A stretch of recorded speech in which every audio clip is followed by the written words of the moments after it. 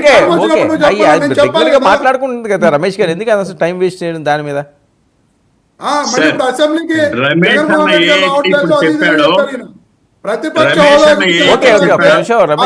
సమాధానం చెప్పలేని పరిస్థితిలో ప్రభుత్వం ఉంది. వినండి, ఆయన చెప్తారు, ఆయన చెప్పలేని పరిస్థితిలో ఉన్నారో చెప్తారు, వినండి, వినాలి కదా మనం. ఆయనకి నేను ఏడ చెప్తాను సార్, అంతగా ఇదిగా పేపర్ బట్టి వచ్చినోడికి నేను చెప్పాలంటే నా వల్ల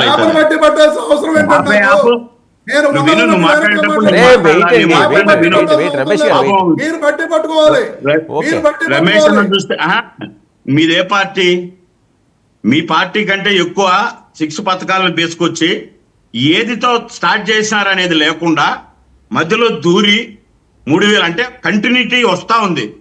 ఉచిత గ్యాస్ స్టార్ట్ అయింది, బస్సు ప్రయాణం పండగకి స్టార్ట్ అవుతుంది. ఇక్కడ నువ్వు చెప్పినటువంటి నిరుద్యోగ భృతి ప్రాసెస్ లో జరుగుతుంది. వీటన్నిటిని పెట్టి 5 ఏళ్ళు ₹10 పని చేయకుండా, పైసా పనికి రాకుండా ఇక్కడికి వచ్చి 6 నెలల్లో ఏం చేశారని, 6 నెలల్లో ఏం చేశారు చెప్తే వినేదానికి ఇప్పుడు నీకు సరిపోదు. నాగేంద్ర గారు మన సబ్జెక్ట్ అది రాదు, అది డైవర్ట్ అవుతుంది. ఏంటి మందలించారు పవన్ కళ్యాణ్? వినండి నాగేంద్ర గారు, నేను మాట్లాడుతున్నా. పవన్ కళ్యాణ్ గారు మీ ఎమ్మెల్యేలు మందలించారా? పవన్ కళ్యాణ్ గారు మీ ఎమ్మెల్యేలు మందలించారా? సార్ ఎవరు, నేను చెప్పేది వినండి సార్. ఆయన ఏమన్నాడు, వెధవా అనే పదం సరిపోదు వాళ్ళకు. ప్రపంచంలో ఒక తల్లిని, ఇంట్లో భార్యల్ని, బిడ్డల్ని తిట్టించి వికటాటహాసం పొందిన నాయకులను వెధవా అంటే చాలా చిన్న పదం సార్. అంటారా అంటే ఖచ్చితంగా అంటారు. వెధవలు కూడా పరివర్తన చెందుతారు, మంచి వాళ్ళ దగ్గర చేసుకోవచ్చని. ఇప్పుడు జైల్లో కూడా శిక్ష వేస్తారు. ఇప్పుడు నేను మాట్లాడుతున్నా, 16 నెలలు 1,00,000 కోట్ల కుంభకోణంలో లోపలికి వెళ్ళి 16 నెలలు చెప్పకూడదు తిన్న నాయకుడు ఎవరండి? మరి వెళితే ఏమో అన్యాయంగా సోనియా గాంధీ గారు వేశారు. మీరు మాట్లాడద్దండి. అన్యాయంగా సోనియా గాంధీ వేశారు, వాళ్ళు వేశారు. ఈయన పెద్ద వినయా, నువ్వు 2,800 ఇన్కమ్ ట్యాక్స్ కట్టినోడికి వర్మ గారు ఆపండి అతన్ని. 2,800 ఇన్కమ్ ట్యాక్స్ కట్టిన వాడు 2వ సంవత్సరానికి 5 లక్షలు ఎలా కడతాడు?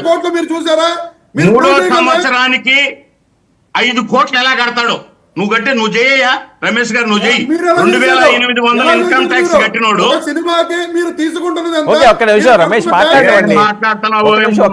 నేను ఎంతో ఓపిక్ గా మాట్లాడుతున్నా. నేను ఆపండి వర్మ గారు, మీరు ఆయనతో ఆయన టైంలో నేను అస్సలు మాట్లాడండి. నేను చెప్పేది నువ్వు సార్, 4,000 కోట్లని మీ దగ్గర స్క్రోలింగ్ వస్తుంది. 4,000 కోట్లు అంటే వాళ్ళకి ఫింగర్ టిప్స్ సార్. తండ్రిని అడ్డ పెట్టుకుని 1,00,000 కోట్లు కొట్టేసినోడికి 4,000 కోట్లు హామ్ పట్టింది సార్. ఎన్ని 4,000 కోట్లు అయితే 1,00,000 కోట్లు సార్? మీ నాయకుడు పవన్ కళ్యాణ్ గారు చేసినాడు అన్నాడు.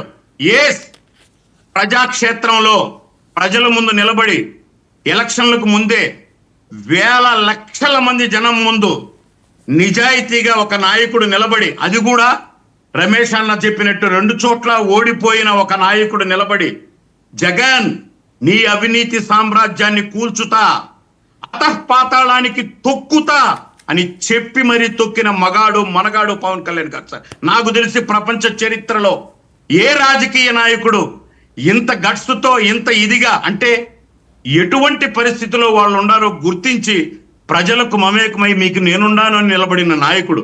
అటువంటి వ్యక్తులు 11 మంది 40 లక్షల ఓట్లు అనేవాళ్ళు.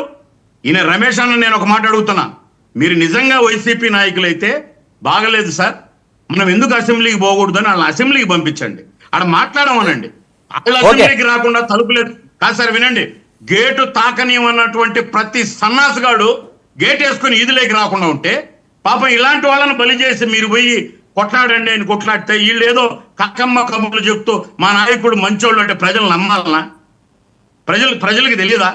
రేపు పొద్దున ఇప్పుడు నీటి సంఘం ఉండు, మీరంత మనగాళ్ళైతే ఎందుకు జగన్మోహన్ రెడ్డి పరారైనాడు? సొంత జిల్లాలో కూడా, సొంత ఊర్లో కూడా నీటి సంఘాలకి మేము పోటీ చేయడంలే. అవినీతి ఎక్కడ జరుగుతుంది? అవినీతి పోలీసు వాళ్ళని పెట్టి చేసింది మీరు కదా. మరి మీరు పులివెందుల్లో కూడా నీటి సంఘాలు వదిలిపోయిన నాయకుడిని మీరు ప్రశ్నించరా? మొన్న గెలిచినాడు 1,00,000 ఓట్లతో మా అన్న అన్నావు కదా, ఇప్పుడు రమేష్ అన్న పోయి ఎందుకు సార్ పులివెందులలో Right, 36 చెరువులు ఉంటే ఒక్క చెరువు కూడా పోటీ పెట్టుతా ఉన్నావు, నువ్వు మనిషివా ఏం సార్ ఇది, కార్యకర్తలకు ఏం సమాధానం చెప్తావు సార్ అని అడగకూడదా? ఇక్కడికి వచ్చేది సార్ మీరు కాకమ్మ కబుర్లు చెప్పేది, మా మా నాయకుడు గురించి మాట్లాడేది, ఆయన అలా అన్నాడు ఈయన ఎలా అన్నాడు. మరి ఇటువంటి వాళ్ళను కార్యకర్తలను బలి చేస్తూ ఈదులోకి రాకుండా ఒక సమస్యను అడగకుండా అసెంబ్లీలో గెలిపిస్తే అసెంబ్లీలోకి వచ్చి చట్టబద్ధతగా ఇది అని చెప్పి నాయకులను ప్రశ్నించలేని, ఎందుకు ప్రశ్నించలేడంటే ఓకే 7 నెలల్లో వీళ్ళు 5 సంవత్సరాలు కాదు 15 సంవత్సరాల్లో పరిపాలించినా చేయలేనటువంటిది ఈ 7 నెలల్లో అభివృద్ధి కనబడుతుంది కళ్ళ ముందు. కాబట్టి ఏం మాట్లాడలేరు. వీళ్ళని బలిపశువులు చేసి మా మీదకి వదిలి వీళ్ళు వచ్చి ఊరికే మీరు అది మేము ఇది చంద్రశేఖర్ రెడ్డి అదే అని మాట్లాడాల్సిందే. రెండోది, మీరు నేను సూటిగా ప్రశ్నించిన ఆయన ఎందుకు అసెంబ్లీకి రాలేదంటే చెప్పడం, మీరు తిడతానే ఉంటాడు. మీ నాయకుడిని అడగండి మీరు వెళ్ళి. నేను ఇప్పుడు 5 సంవత్సరాలు నేను టైం ఇచ్చా, ఒక్కసారి కూడా అడగండి. ఎందుకు రాలేదనేది నేను ఇప్పుడు చెప్తుంటే మీరు వ్యతిరేకంగా ఉన్నారు కదా, స్పీకర్కి లెటర్ రాశారు, మీరు మీలాంటి వాళ్ళను డిబేట్స్ కి పంపడం, రెఫరెండం చేసుకుని అనడం తప్ప మీరు ఎందుకు అనగరు? ఎందుకు చెప్పరండి? మీరు నీటి సంఘంలో ఎందుకు పోటీ చేయాల? ఇప్పుడు మీరు నీటి సంఘాల ఎన్నికల్లో ఎందుకు పోటీ చేయాల?